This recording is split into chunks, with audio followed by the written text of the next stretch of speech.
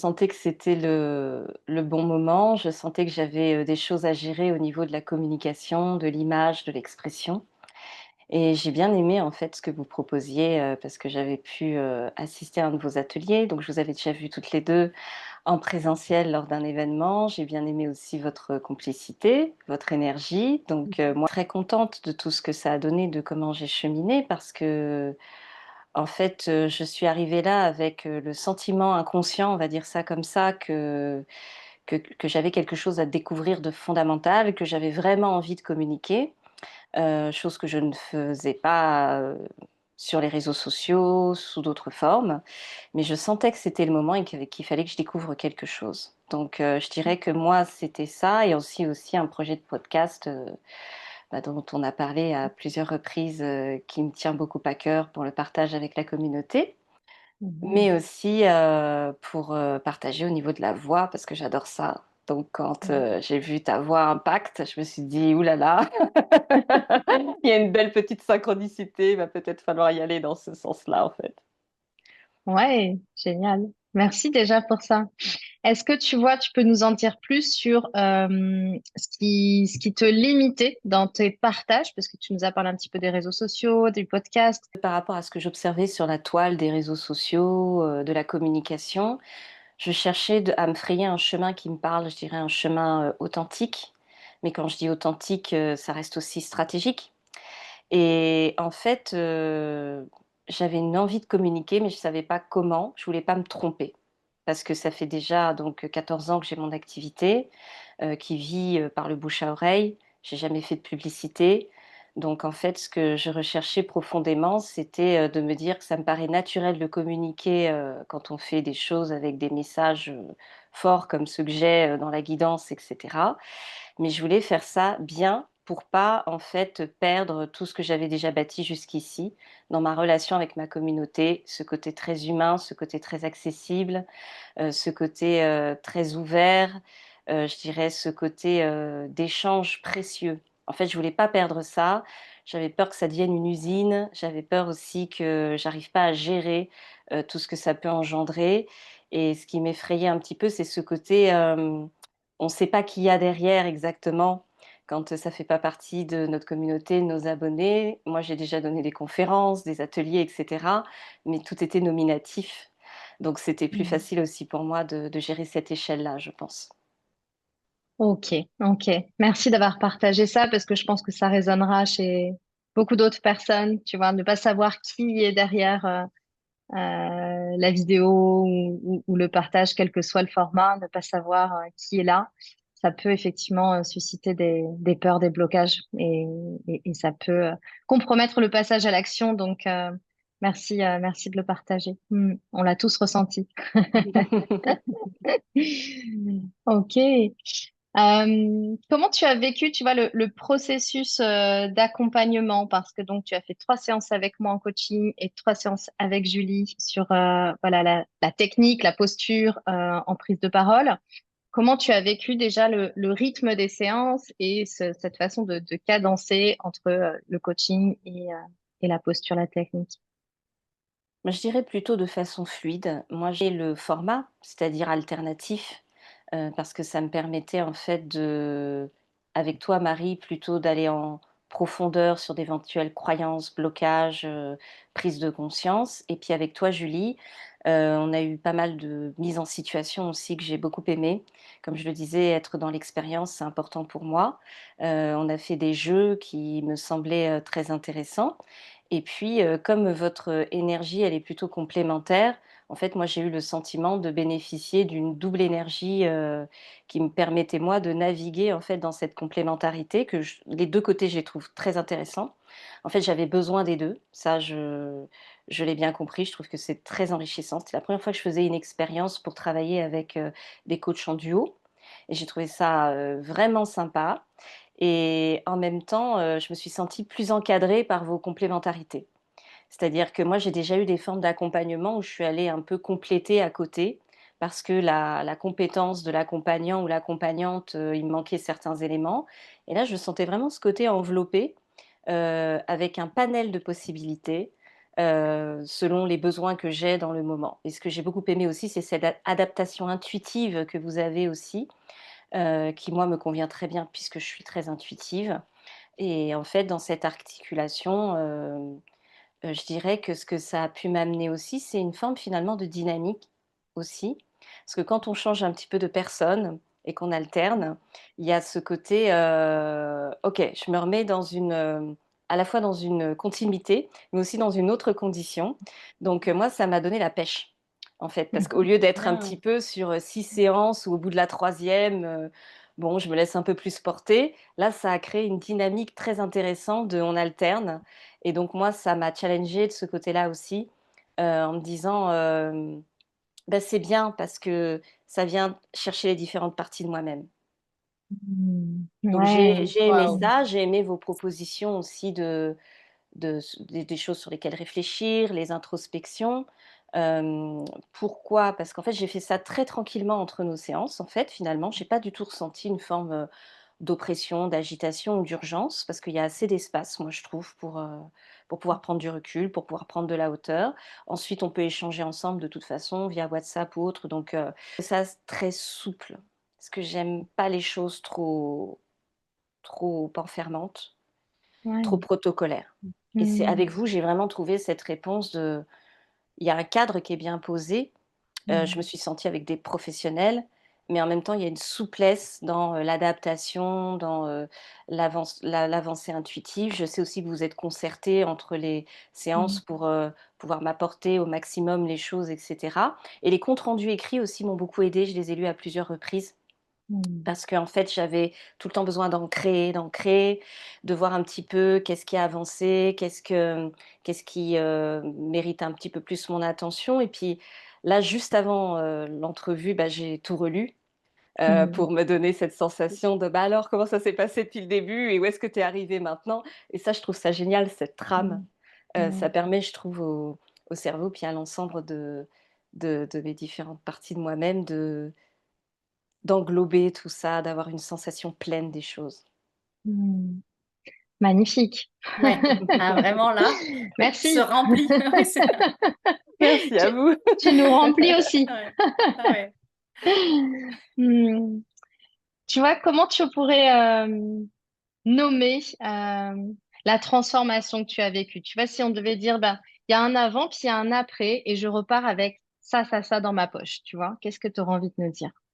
Déjà, je dirais, renaissance, parce que j'ai eu l'impression de terminer une sorte de cycle de ma façon de vouloir communiquer sur mon entreprise et sur tous les sujets qui me tiennent à cœur. Ce qui me vient, c'est vraiment la symbolique du phénix qui est une symbolique que j'aime Hmm. beaucoup parce que je renaissance non pas en perdant les acquis, en perdant le parcours, mais plutôt, je dirais une mise à jour aussi. C'est ce que je recherchais, parce que je sentais que quelque chose devenait un peu trop poussiéreux, je vais le dire comme ça.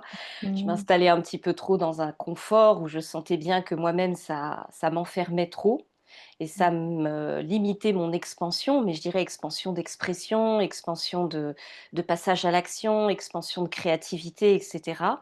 Donc j'ai eu l'impression que ça a comme, explosé un plafond de verre, mais que j'ai pu contacter la profondeur de moi-même. Parce qu'en fait, je dirais, la chose la plus merveilleuse que j'ai pu comprendre grâce à vous et à ce qu'on a fait ensemble, c'est pourquoi, en étant, aussi communicative, j'avais des problèmes de communication et pourquoi ça m'angoissait, ça me stressait autant parce que je fais des ateliers, des conférences, tout ça, j'aime parler, j'aime faire des audios, on en a parlé avec Julie et en fait, la conclusion, ça a été: «Je veux communiquer sur mon âme, sur la vibration de mon âme et pas forcément sur, l'identité de Johanna avec, son histoire, son parcours». Bien sûr, il y a des choses qui sont intéressantes dedans, mais je veux communiquer d'âme à âme et Hmm. ça, c'est vraiment, ce que j'ai fini par comprendre, le trésor le plus précieux que vous m'avez apporté, c'est de faire le lien entre j'ai tellement envie de communiquer, mais certaines formes de communication que je vois autour de moi ne me parlent pas. Hmm. Alors elles sont peut-être justes pour des personnes qui le font et c'est pas le sujet, mais moi je cherchais un biais, un vecteur pour pouvoir me sentir, bah, dans la joie et l'enthousiasme aussi que vous m'avez communiqué parce que ça c'est clair que ça fait Hmm. partie, d'une des ambiances que vous proposez et je me dis: Hmm. «Moi j'ai envie de m'éclater». Ouais. J'ai envie que ça se passe bien. J'ai envie qu'après 14 ans de tout ce que j'ai fourni, si je passe des paliers comme ça et que j'investis, c'est pour aussi que ça fasse du bien, que ça fasse plaisir et que ça se communique. Hmm. Magnifique. On la sent la joie du cœur C'est qui ça. s'exprime.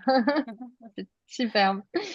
Ouais. Est-ce que tu auras envie de nous dire un mot du coup sur ton projet plus matériel qui sera donc le podcast qui, quelque part est aussi voilà, l'aboutissement de toutes ces séances ensemble qui va bientôt voir le jour. Est-ce que tu veux nous en dire un mot? Comme ça permettra aussi voilà, de le partager sur nos réseaux et d'en faire la promotion avec grand plaisir. Eh bien, un mot sur mon podcast, je dirais, bah, pour l'instant, j'ai défini quand même pas mal de thèmes. On a trouvé un nom. Je Un suis très super en nom. accord, voilà, que j'adore Il est trop toujours bien. autant. Donc, ce que j'aime, Magnifique. c'est que Ouais. je me baigne dans le nom, dans la vibration du nom, etc. Euh, c'est un podcast bah, sur lequel je souhaite partager, bah, au particulier en tout cas, des thèmes qui sont en lien avec notre quotidien et nos sensations, nos ressentis, avec tout ce qui peut être invisible, tout ce qui peut être spirituel, et comment dans des sociétés comme les nôtres, on peut appréhender tout ça, qu'est-ce qu'on peut avoir comme ressenti, qu'est-ce que ça implique, comment on peut développer ça, à quoi il faut faire attention aussi pour pas tomber dans des pièges ou des dangers. Qu'est-ce qui se manifeste autour de nous dans nos quotidiens auxquels on ne prête pas attention et qui pourtant est bel et bien là, est bel et bien autour de nous. Donc c'est tellement vaste, mais ce sont des sujets qui m'intéressent beaucoup. Et puis pour les entrepreneurs, c'est plutôt les leaders de cœur qui sont plutôt visionnaires et qui aimeraient en fait incarner, partager leur vision tout en rendant ça possible au sein de l'entreprise avec en fait bah, je dirais les enjeux, les contraintes, les forces qu'on a au sein des entreprises pour pouvoir petit à petit tisser la toile d'un entrepreneuriat qui est de plus en plus à l'écoute de certaines valeurs, qui est de plus en plus à l'écoute de tout ce qui est durable, humain, de tout ce qui est aussi inspiré, collaboratif et qui tient en compte l'ensemble des écosystèmes. Donc, euh, Mm. donc Mm. voilà, après, ce sera pour les leaders, pour des dirigeants, pour des accompagnants, etc., qui accompagnent aussi, comme moi, des personnes en séance pour voir comment ils peuvent ajouter une dimension spirituelle, une dimension intuitive à leur séance, tout en respectant un cadre éthique, en fait, avec les personnes accompagnées. Donc, je vais Ouais. communiquer aussi beaucoup sur des cas pratiques, sur comment on peut se sentir, ce qu'on peut traverser, ce genre de choses, en fonction de ce qui vient. Yes. Yeah. Trop Oui. bien. Je crois on sera déjà les premières, c'est sûr. Ouais. Génial. T'as les premières fans, c'est bon. Ouais. Mm. Je suis à l'aise, Mm. j'ai pas d'appréhension particulière et en ce qui concerne le côté là où j'ai cheminé aussi sur ce côté qui est de l'autre côté, Mm. qu'on ne maîtrise pas. Mm. Là, j'ai pu me recentrer grâce à ça. Je fais confiance à l'univers. Si j'ai aucun souci avec le fait qu'on n'aime pas ce que je fais ou que ça parle pas, parce que moi je suis pas là pour ça et je comprends. Parce que moi, il y Mm. a d'autres choses que j'aime pas que d'autres gens font, donc c'est normal que ça aille dans les 2 sens. Mais je me dis, ça va faire aussi avec, la vibration, ça va faire son chemin, vers les personnes, concernées et puis de toute façon, le but n'est pas non plus de retenir tout de A à Z dans ce qui est dit dans le podcast. C'est partagé, chacun verra dans son autonomie spirituelle, dans son autonomie vibratoire ce qui résonne, ce qui résonne pas. Je me sens pas responsable de ça, c'est-à-dire que, hem je pense qu'il y aura à la fois du partage, je dirais, d'expérience, mais également un côté un petit peu d'éducation, mais pas une éducation dans le sens, j'ai la seule et unique formule, mais plutôt le côté quand je veux faire les choses en faisant attention à moi, en prenant bien soin de moi, qu'est-ce qui doit, qu'est-ce à quoi je dois faire attention? Qu'est-ce qui pourrait m'arriver? Quelles sont les questions qui pourraient venir ou ce genre de choses, en fait. Je crois que c'est vraiment, ça l'idée. Moi, je veux que les gens puissent se sentir autonomes et puis prennent les ressources différentes, qui leur, correspondent. Ouais. Génial. Voilà. C'est un exercice en soi, cet échange, tu vois, parce que tu Oui, reformules Ouais. les choses aussi. oui, C'est intéressant. Ouais. absolument, absolument. Je sens que, enfin, pour les personnes qui vont nous regarder, on se dit, mais en fait, Johanna, elle est super à l'aise. quand elle s'exprime, sa voix, voilà, elle porte sa voix avec impact, avec authenticité. Euh, Qu'est-ce qui pour toi a changé dans ta voix justement dans ces dernières semaines? Tu vois, qu'est-ce qui a changé concrètement? Comment tu le sens? Moi, je pense que grâce à cette dimension intuitive et qui s'adapte très bien que vous apportez, vous pouvez accompagner des personnes à n'importe quel niveau. Mm. C'est-à-dire que effectivement, moi j'ai pu peaufiner avec toi Julie, où je t'avais demandé et tu avais l'intention de le faire, de me faire un petit peu une liste des points forts, des axes d'amélioration.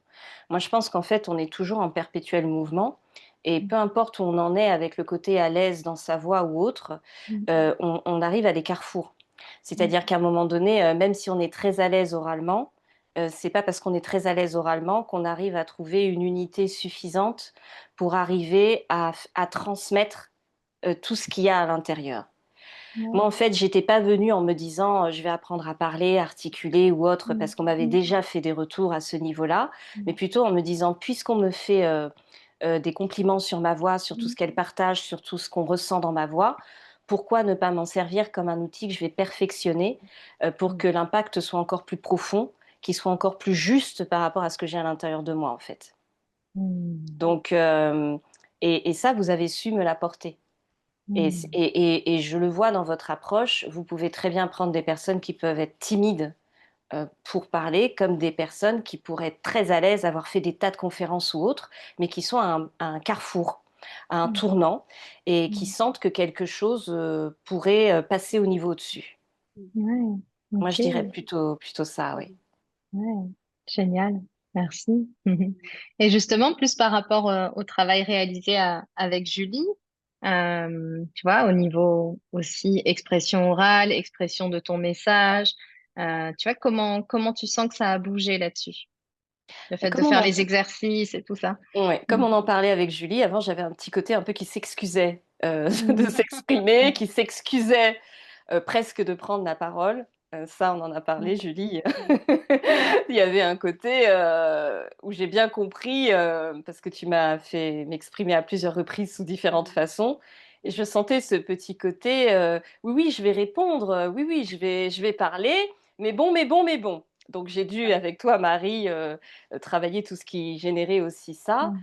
Et ensuite, le déclic, je l'ai eu dans les mises en situation parce que moi, j'ai un côté très intuitif, mais aussi très pragmatique. Donc, j'ai besoin d'être dans l'expérience pour me rendre compte, en fait, de comment je me sens à l'aise ou pas. Donc, on a fait un format interview, un format conférence avec toi, Julie. Et c'est là que je me suis rendu compte dans l'aisance, dans ma façon de répondre en étant dans les formats concrets, plutôt que le questionnement de qu'est-ce que ça va donner, qu'est-ce que ça va être, qu'est-ce qu'il faut faire, Mm. plutôt de me dire allez plonge, tu verras bien ce que ça donne. Et en fait, j'ai adoré. J'avais besoin aussi d'un regard extérieur. Je vais Ouais. pas avoir du tout honte de dire ça. Je cherchais aussi, Mm. non pas une forme d'autorisation extérieure, puisque Mm. pour moi, me lancer là-dedans est une forme d'autorisation, mais une forme de validation avec des regards de professionnels. Julie, moi, Mm. j'adore ton travail. Enfin, moi, je ressens, donc je j'ai pas besoin d'aller lire les et cetera. Mais en fait, je voulais être avec des pros, je vous le dis Mm. franchement, des pros qui vont pas, me sortir des théories, qui vont me faire perdre mon temps. Parce qu'après Mm. 14 ans, moi-même étant dans l'accompagnement, bah, j'attends, une excellence de votre part que j'ai reçue. Mais avec une humilité aussi. C'est ce que j'ai Mm. aimé, donc moi, ça m'a permis aussi de livrer ma propre humilité et ma propre vulnérabilité.